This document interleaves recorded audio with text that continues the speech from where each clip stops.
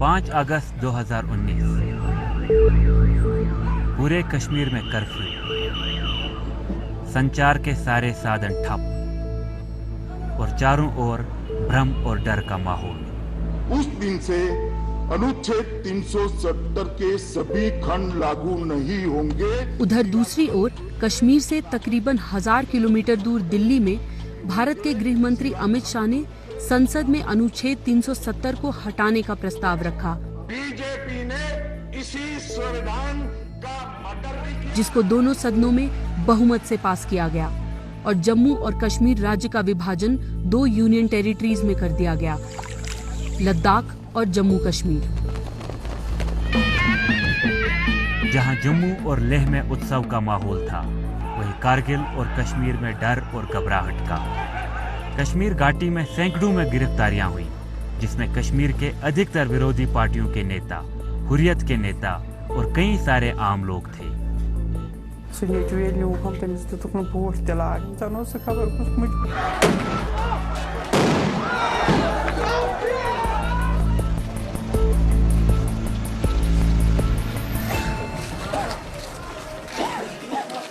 UT मिल के लद्दाख के आवाम खुश है, लेकिन जो लद्दाख के आवाम चाहता है वो यूटी गवर्नमेंट ऑफ इंडिया ने, मोदी साहब और अमित शाह ने नहीं दिया है। प्रधानमंत्री मोदी जी, उन्होंने हमें ये अब डोमिसाइल लॉ एक्ट पास करके जो हमें एक खुशी दी है, अब हमें आशाएं जागी हैं। इनने मतलब ऐसा स्टेप उठाया, इनने कुछ हमारे बारे में, इन्हें खून मारा है हमारे बारे में, हमारी फ्यूचर के बारे में। हम तो ऐसी जिंदगी काट रहे थे, लेकिन तब से लेके 5 अगस्त से इनने ये कुछ देख ही नहीं है, इतनी ताकत में नशे में चूर हुए हैं। ठीक 1 साल बाद मैं नेहा शर्मा श्रीनगर आई हूँ। यहाँ मैं अपने सहयोगी आमिर पीरजादा के साथ, जो कि यहीं से रह के रिपोर्टिंग करते हैं बीबीसी के लिए, उनके साथ ये पता लगाने की कोशिश करूंगी कि पिछले 1 साल में जम्मू कश्मीर और लद्दाख में क्या क्या बदलाव आए हैं। अनुच्छेद 370 था क्या? 1949 में भारतीय संविधान में विशेष प्रावधान लाया गया, जिसमें जम्मू कश्मीर को ऑटोनॉमी दी गई, जिसका नाम था अनुच्छेद 370, जिसकी वजह से जम्मू कश्मीर राज्य को एक विशेष राज्य का दर्जा मिला, भारत के दूसरे राज्यों के मुकाबले अलग हैसियत। साल 1954 में अनुच्छेद 370 में एक और प्रावधान जोड़ा गया, धारा 35A, जिससे जम्मू कश्मीर की नौकरियों और प्रॉपर्टी पर सिर्फ वहां के स्थानीय बाशिंदों को अधिकार मिला। लेकिन 5 अगस्त 2019 को ये सारे प्रावधान हटा दिए गए और राज्य का स्पेशल स्टेटस खत्म कर दिया गया। 4 अगस्त 2019 से ही बीजेपी के अलावा कश्मीर के लगभग सभी मेन स्ट्रीम नेताओं को प्रिवेंटिव कस्टडी के तहत गिरफ्तार करना शुरू कर दिया गया था, जिसमें नेशनल कॉन्फ्रेंस, पीपल्स डेमोक्रेटिक पार्टी और कई अन्य पार्टियों के नेता शामिल थे। फिर कुछ समय बाद अधिकतर नेताओं पर पब्लिक सेफ्टी एक्ट लगा दिया गया, जिसके तहत किसी भी नागरिक को 2 साल तक बिना किसी सुनवाई के हिरासत में रखा जा सकता है। इस बात की पुष्टि अभी तक नहीं हुई है कि कितने नेताओं को गिरफ्तार किया गया था, लेकिन बीबीसी को आधिकारिक सूत्रों ने बताया कि करीब 33 नेता और कार्यकर्ता सिर्फ श्रीनगर के एक जगह पर बंद थे। हमारे लीडर जो जेलों में हैं, आज 1 साल बाद कई नेताओं पर से पब्लिक सेफ्टी एक्ट तो हटा दिया गया है, लेकिन उनमें से कई अभी भी हाउस अरेस्ट में हैं, जिसका मतलब है कि वो अपने घर से बाहर नहीं जा सकते और 24 घंटे पुलिस की निगरानी में रहते हैं। जो पॉलिटिशियंस हाउस अरेस्ट थे, हमने उनसे बात करने की कोशिश की पिछले 1 साल से लगातार, लेकिन अधिकतर पॉलिटिशियंस ने मना किया हमारे साथ बात करने से। आज पहली बार किसी एक पॉलिटिशियन ने हमें अपने घर बुलाया है और हमसे बात करने के लिए राजी हुए हैं। वहीदुर रहमान पारा पीपल्स डेमोक्रेटिक पार्टी के यूथ प्रेसिडेंट है। वो तकरीबन 6 महीने तक पब्लिक सेफ्टी एक्ट के तहत हिरासत में थे।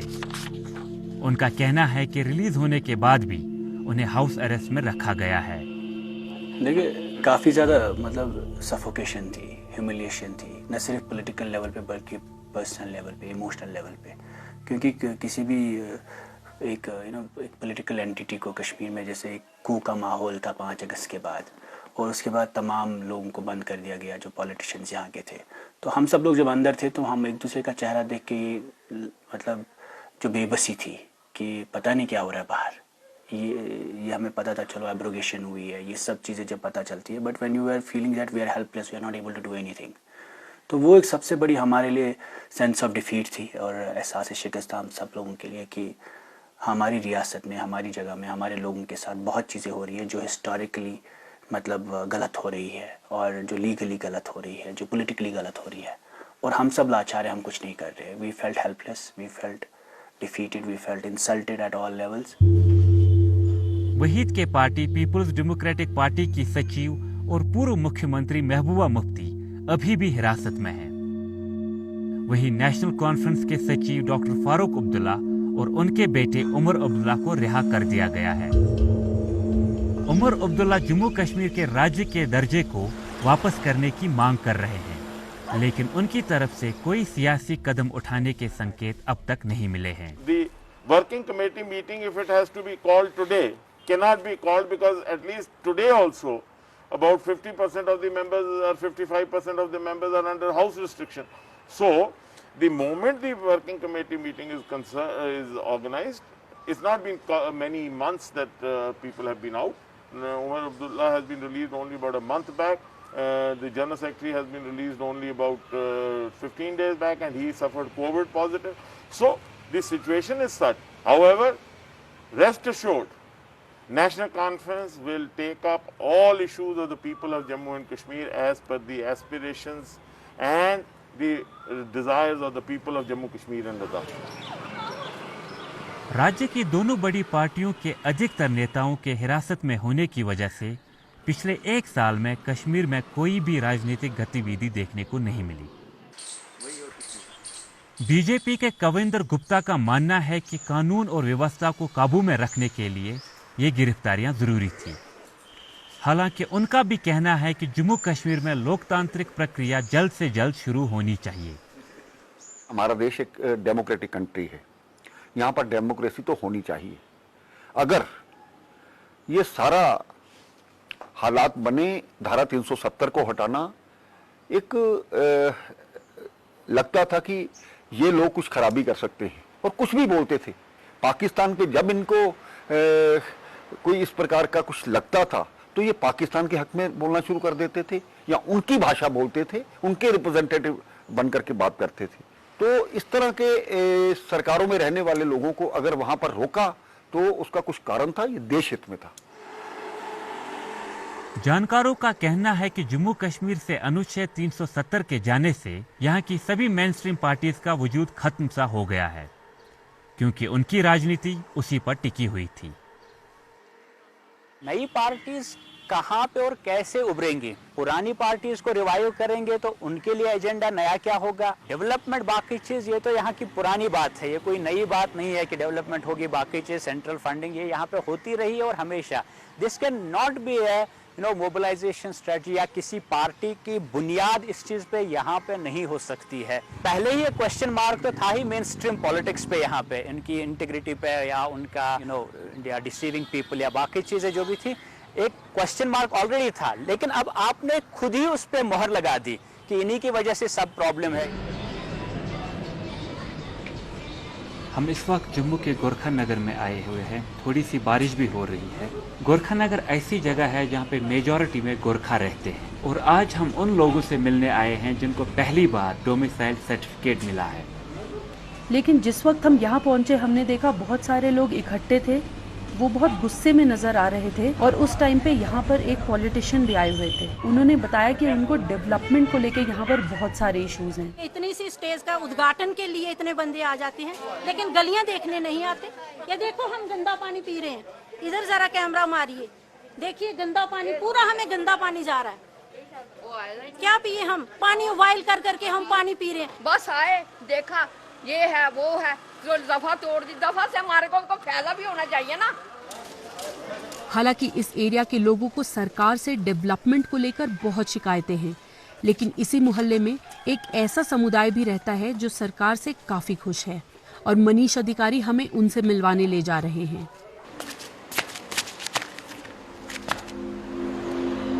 जम्मू का गोरखा समुदाय है। ये लोग लगभग 200 साल से जम्मू कश्मीर में रह रहे हैं, मगर इनमें से अधिकतर लोग आज भी यहाँ स्थानीय निवासी नहीं माने जाते। मतलब कि ये लोग जम्मू कश्मीर में रहते तो थे, मगर ये यहाँ ना कोई प्रॉपर्टी खरीद सकते थे और ना ही यहाँ की सरकारी नौकरी के लिए एलिजिबल थे। मगर नए डोमिसाइल लॉ के तहत अब इनका भी इस सब पर अधिकार हो सकता है। हमें भी आशाएं जागी हैं, क्योंकि पहले हमारी आशाएं बिल्कुल ख़त्म हो चुकी थी। यहाँ पे गवर्नमेंट हमें सिर्फ इस्तेमाल करती थी, वोट लेके बस, फिर उसके बाद कुछ। हम विधानसभा में डालते हैं, असेंबली में, सब जगह हम वोट डालते हैं, कॉरपोरेशन में वोट डालते हैं, उसके बावजूद भी हमें यहाँ पे कोई रिजर्वेशन कोटा नहीं। अब डोमिसाइल लॉ एक्ट पास करके जो हमें एक खुशी दी है, अब हमें आशाएँ जागी हैं कि हमारे बच्चे कहीं अब क्यू में तो लग सकते हैं, लगना ना लगना उनकी तकदीर है, लेकिन अब तो हम कहीं, हमारे बच्चे कहीं लाइन में खड़े हो से एप्लीकेशन दे सकते हैं कि हमें आशा है कि हमारे बच्चे भी अब कहीं स्टेट गवर्नमेंट की जॉब ले सकते हैं। 5 अगस्त 2019 से पहले जम्मू कश्मीर की नौकरियों पर सिर्फ उन्हीं का हक था जिनके पास यहाँ का परमानेंट रेजिडेंट सर्टिफिकेट था। अनुच्छेद 370 के हटने से ये सब बदल गया। डोमिसाइल के तहत सिर्फ इन्होंने ये बात कही है कि जो शख्स जम्मू कश्मीर में 15 साल से रहता होगा या रहा होगा या रहेगा, तो वो शख्स यहाँ एक सर्टिफिकेट, जिसे हम डोमिसाइल सर्टिफिकेट कहते हैं, हासिल कर सकेगा। अब जब वो शख्स डोमिसाइल हासिल कर सकेगा, उसका सबसे पहला फ़ायदा ये होगा कि वो भी रियासत में अब एक मुस्तकिल मुलाजिम की हैसियत से नौकरी कर सकता है। जहां गोरखा समुदाय के लोग बेहद खुश हैं, वहीं जम्मू और कश्मीर दोनों क्षेत्रों के लोग इस बदलाव से काफी घबराए हुए हैं। 370 पहले ठीक था, क्योंकि बाहर से लोग आएंगे, वो इधर आके सर्विस ले लेंगे, नौकरियां ले लेंगे, तो जम्मू के लोगों को तो मुश्किल हो जाएगी ना। वो जम्मू के लोग कहाँ जाएंगे? अब जब बाहर के लोग भी आएंगे, वो साउंड है इकोनॉमिकली, वो हमारी प्रॉपर्टीज खरीद पाएंगे, वो हमारे जॉब्स ले पाएंगे, उससे तो हमको नुकसान ही होगा, फायदा तो नहीं होगा। सरकार के अनुच्छेद 370 हटाने के साथ ही जैसे कश्मीर के सभी स्कूलों पर ताला लग गया। 5 अगस्त 2019 के लॉकडाउन की वजह से सभी स्कूल और कॉलेज बंद कर दिए गए। फिर 19 अगस्त से प्राइमरी स्कूलों को खोलने का आदेश आया, मगर हालात खराब होने के डर से बच्चे स्कूल नहीं गए। लगभग 7 महीने स्कूल बंद रहने के बाद बच्चे फरवरी 2020 में स्कूल वापस जाना शुरू हुए, लेकिन कुछ ही दिनों बाद कोरोना वायरस का लॉकडाउन अनाउंस कर दिया गया और एक बार फिर सभी स्कूल बंद कर दिए गए। मुनीर आलम श्रीनगर के डाउनटाउन में रहते हैं और वो गणित के टीचर हैं। बच्चों की पढ़ाई के नुकसान को देख उन्होंने श्रीनगर के एक खुले मैदान में बच्चों को पढ़ाना शुरू कर दिया।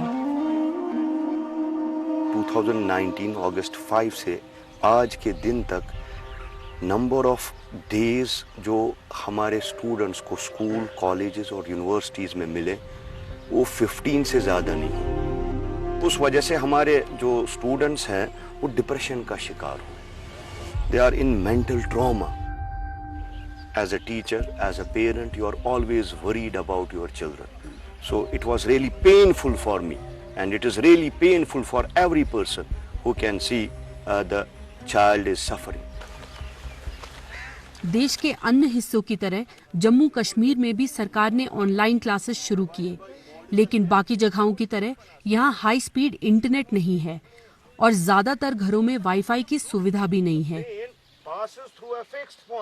I feel like I have experienced something that no student in any other part of the world has ever experienced. We Kashmiris here are living inside a third world country, in a third world country.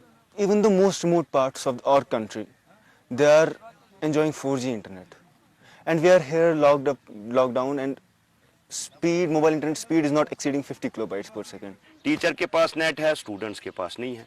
Teacher के पास भी है, students के पास भी है, लेकिन speed इतनी कम है, वहाँ पे इंसान पढ़ाई कम और कंफ्यूजन ज़्यादा फैला रहा है। कश्मीर में पिछले 30 सालों के बिगड़ते हालात ने यहाँ के शिक्षा विभाग को हिला कर रख दिया है। یہ کشمیر کے اسٹوڈنٹس پچھلے 30 سال سے 89 سے آج تک ان کی ایجوکیشن سب سے زیادہ سفر صرف آپ ٹیگ دیتے یہ ڈرگ ایڈکٹ ہے، یہ فلانے ہیں، یہ کر رہے ہیں. آپ مجھے یہ بتائیں کتنے سیشن صرف ایجوکیشن منسٹری نے کر لیے صرف کشمیری اسٹوڈنٹس کے لیے کہ ان کی ایجوکیشن کتنی سفر ہوئی. یہاں سے اس لیے آواز نہیں آ رہی ہے، یہ بہت ہی مطلب یہ کمزور کڑی ہے، یہ کچھ بول نہیں سکتے. آپ کسی اور کو ایسے بند کر کے دکھاؤ 1 سال تک. کشمیر میں موبائل انٹرنیٹ 5 اگست 2019 سے 25 جنوری 2020 تک پوری طرح بند تھا، اور جب انٹرنیٹ ریسٹور ہوا بھی تو 2G کی سپیڈ کے ساتھ. سینئر جرنلسٹ انورادھا بھسین نے سپریم کورٹ میں انٹرنیٹ کو لے کے یاچکا ڈالی، مگر ان کے ہاتھ صرف نراشا آئی. Court upheld that right to access to internet is a fundamental right. What it didn't say was immediately restore internet. It was left to the government to decide. We've had in May and June, we had few encounters in different parts of the valley where internet access, even mobile phones, were switched off for about a week or so. So, that the government can keep doing this again and again on some pretext or the other is something that continues to be worrying.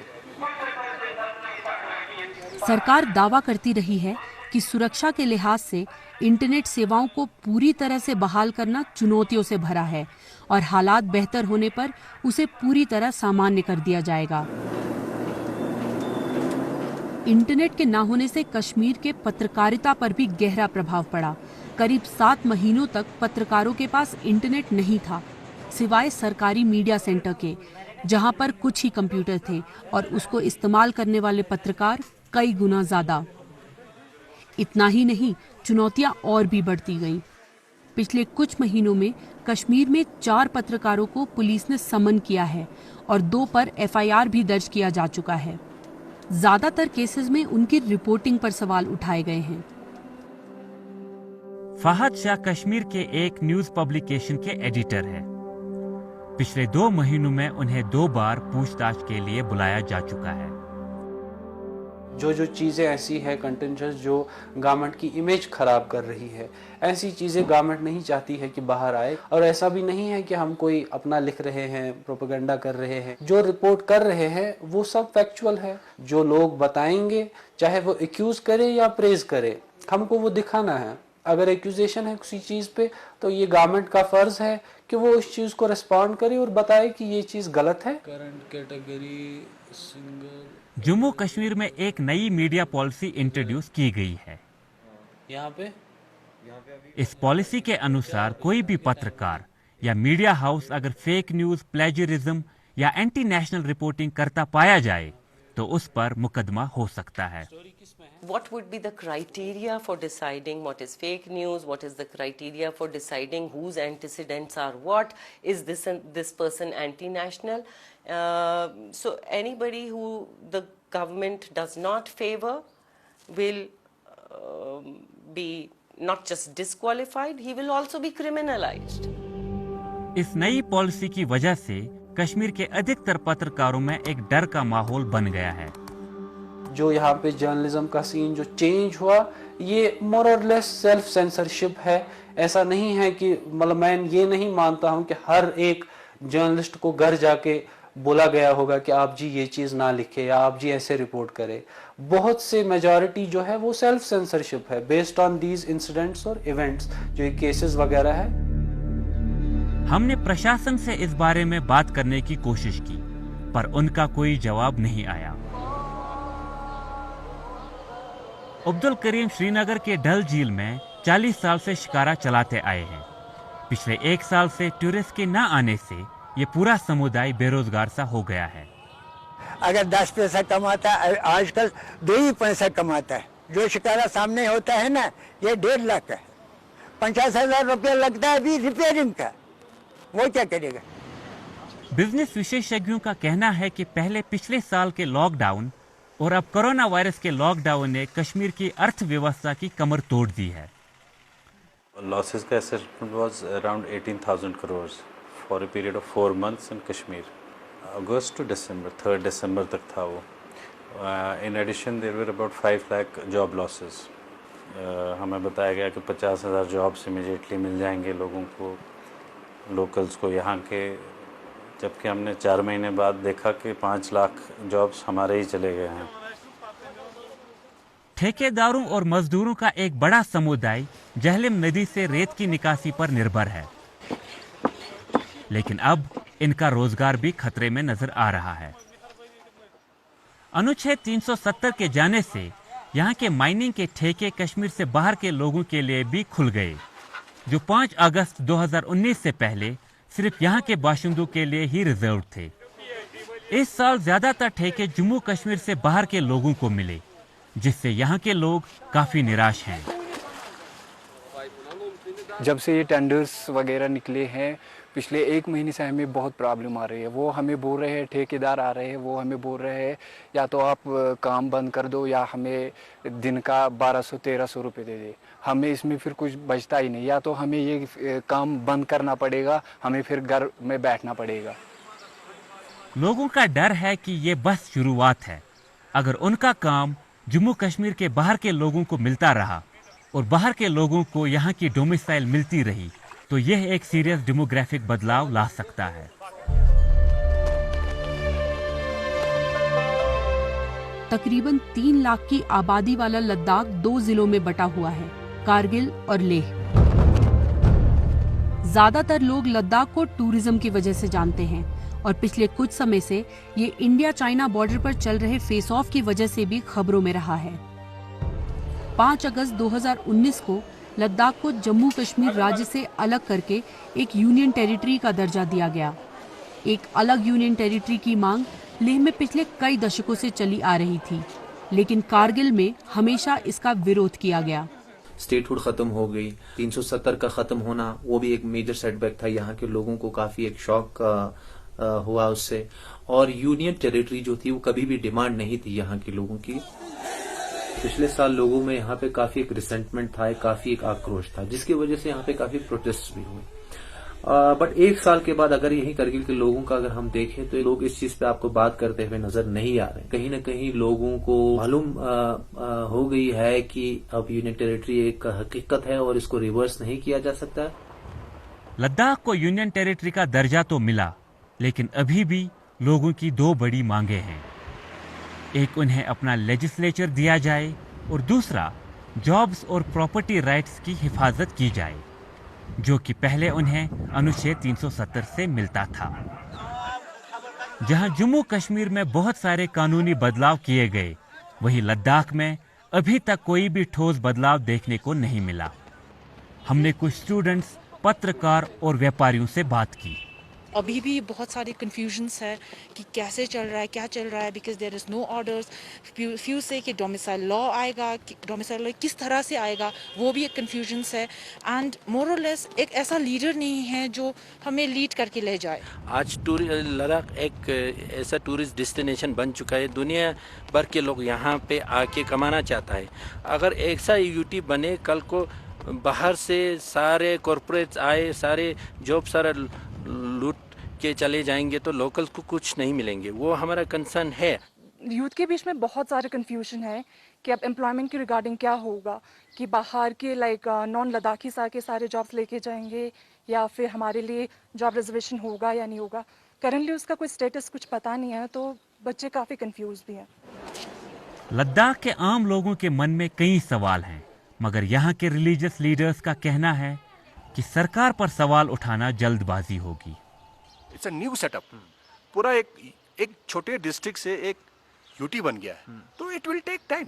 हमें government को time देना चाहिए process में, laws बनाने में। अभी जैसे हमारा डिमांड था यूटी विद लेजिस्लेचर नहीं मिला, मगर होम मिनिस्टर ने ये बोला कि लेह के हिल काउंसिल को और करगिल के हिल काउंसिल को एज इट इज़ रखा जाएगा। तो हमारा ये भी डिमांड है कि इन्हीं काउंसिल्स को एम्पावर किया जाए। जब तक लद्दाख के लोगों को अपनी यूनियन टेरिटरी को चलाने के सभी अधिकार नहीं मिल जाते, ये मांग शायद जारी रहेगी। मिलिटेंसी, पब्लिक अनरेस्ट और अब अनुच्छेद 370 का हटाया जाना। पिछले कई दशकों से जम्मू कश्मीर बेहद कठिन परिस्थितियों से जूझता आया है।